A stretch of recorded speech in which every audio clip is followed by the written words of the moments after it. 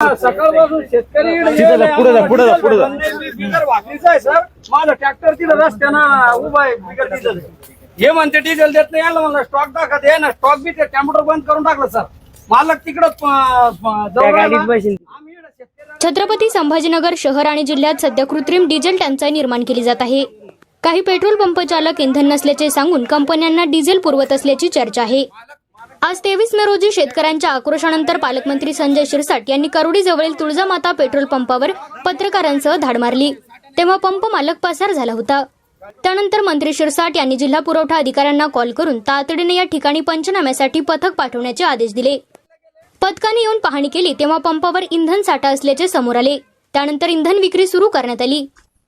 पालकमंत्र्यांनी पत्रकारांशी बोलताना सांगितले की जिल्हाधिकाऱ्यांना शहरातील सर्व पेट्रोल पंपांची ऑन दी स्पॉट तपासणीचे आदेश देणार आहे. हॅलो, आवाज पालकमंत्री साहेब बोलतात आपण.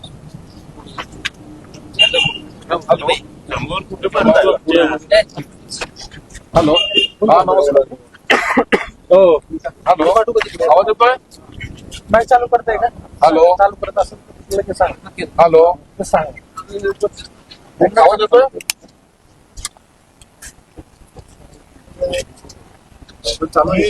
साधा पेट्रोल पंप आलेला आहे, तुळजामाता पेट्रोल पंप. इथं त्या पेट्रोल पंप वाल्यांनी पेट्रोल घेत होता, नंतर अचानक बंद केला. इथं न्यूज चॅनल वाले पण आले, त्यांनी विचारलं आम्हाला तुम्ही न्यूज झालं, तुम्ही मला स्टॉक दाखवा. तर त्यांनी कॉम्प्युटर बंद केलंय आणि तो पळून गेलाय. तर आपली एक टीम ताबडतोब तिथं पाठवा आणि त्याला रोडसिंग करायचं. हॉटेल साई राजमाता तिथं त्याला लागून इमिजिएटली पाठवा. इथं सर्व चॅनल वाले पण उभे आहेत, ते स्वतः आता सगळीकडे फिरतात. आणि शेतकरी काल रात्रीपासून इथं बसलेले आहेत आणि ते सगळ्या शेतकऱ्याचा आक्रोश थोडासा जास्त वाढत चाललेला आहे. त्याच्याकडे नसेल तर त्याने स्टॉक दाखवलं पाहिजे ना, नेलंय म्हणून. शेतकऱ्याचं म्हणणं तुमच्याकडे नेलंय तर कॉम्प्युटर मध्ये दाखवा नेलंय.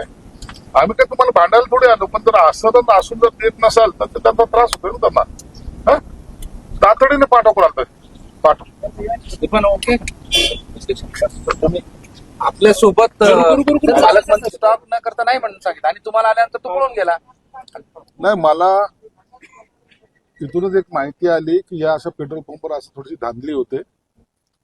शेतकरी हे अनेक तासापासून इथे उभे आहेत.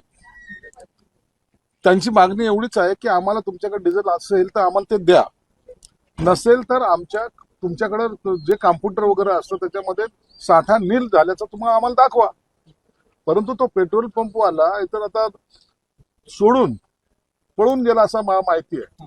म्हणून मी आताही कलेक्टरांना फोन केलेला, त्यांची टीम आता तातडीने इथे येईल. शेतकऱ्यांना असलेलं डिझेल देण्यामध्ये यांना त्रास काय? आज हे शेतकऱ्यांचा आक्रोश आहे, तर काही लोक तर भाकरी बांधून इथं आलेले की आम्हाला डिझेल पाहिजे, आमच्या शेतीचे काम झाले पाहिजे. मग जर शेतकऱ्याच्या याचं काम जर अशा वेळेला होत नसतील तर मग तो शेतकऱ्यांचा जो काही संताप आहे त्याचा उद्रेक सुद्धा होऊ शकतो. म्हणून त्यांना शांत करून पुन्हा आता कलेक्टरच्या माध्यमातून असे अनेक पेट्रोल पंप आहेत शहरामध्ये, त्या सगळ्यांशी आता झाडाझडती घ्यायला आम्ही सुरुवात करतोय. सगळीकडे जाऊन त्याची तपासणी करतोय. कुठेही ब्लॅकमध्ये ते गेलं नाही पाहिजे आणि शेतकऱ्यांना प्रायोरिटी हा त्याचा उद्देश असला पाहिजे. म्हणून मी सुद्धा मुद्दाम या ठिकाणी आलेलो आहे आणि थोड्या वेळातच ही सगळी कारवाई सुद्धा या ठिकाणी होईल. पेट्रोल पंप चालकावर नियंत्रण कोण करणार असा एक प्रश्न आहे. पेट्रोल पंप चालकावर नियंत्रण ह्या कलेक्टरच्या माध्यमातून असतं. जिल्हा पुरवठा अधिकारी असतो, त्यांनी या ठिकाणी व्हिजिट केल्या पाहिजेत. प्रत्येक वेळेला पालकमंत्री किंवा कोणी राजकीय पुढारी जाऊन त्या पेट्रोल पंपवर धाडी टाकणं हा आमचा उद्देश नसतो. म्हणून आता कलेक्टरांना मी सूचना दिलेल्या आहेत. कलेक्टरांनी आता ज्या ज्या ठिकाणच्या तक्रारी येतील त्या ठिकाणी त्यांची टीम पाठवून त्या सगळ्याची चौकशी केली पाहिजे. साधं म्हणणं आहे, तो शेतकरी विचार सांगतोय तुमच्याकडे डिझेल नाहीये, तुम्ही दाखवा की तुमच्याकडे नाहीये. तुमच्या कॉम्प्युटरमध्ये नील येतं ना, तिथं फक्त दाखवा, नसेल तर आम्ही वापस जातो. एवढं साधी मागणी जर तुम्ही त्याची पुरी करू शकत नसाल तर मग त्या शेतकऱ्यांनी करायचं काय? म्हणून आता हे सर्व प्रकारावर कलेक्टरांना सक्त निर्देश दिले की तुम्ही याच्यावर नियंत्रण घ्या. पण सर, प्रशासन असं सांगते की 13 लाख लिटर डिझेल उपलब्ध आहे. आता हे डिझेल गेलं कुठं, गायब झालं का, हा घोटाळा आहे असा प्रश्न शेतकऱ्यांना पडलाय. नाही, आता काही वेळेला असं होतं का काही वेळेला पॅनिक केलं जातं. जाणून बुजून पेट्रोल पंप बंद करणं. मग ते शेतकरी इथून दुसऱ्या पेट्रोल पंपवर जातो, तिथं बंद दिसतो, तिसऱ्या पेट्रोल पंप जातो.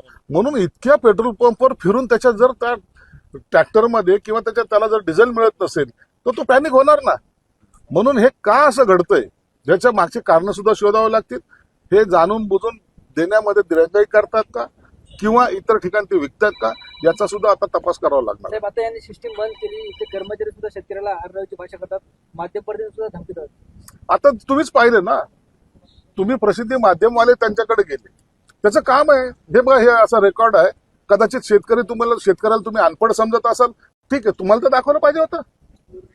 शेतकरी आता एवढा अनपढ राहिलेला नाहीये, त्याला कळतं सर्व. म्हणजे शेतकऱ्याला दाखवायचं नाही, प्रसिद्धी माध्यमाला दाखवायचं नाही, दाखवायचं कुणाला? आणि हे पब्लिकली आहे ना.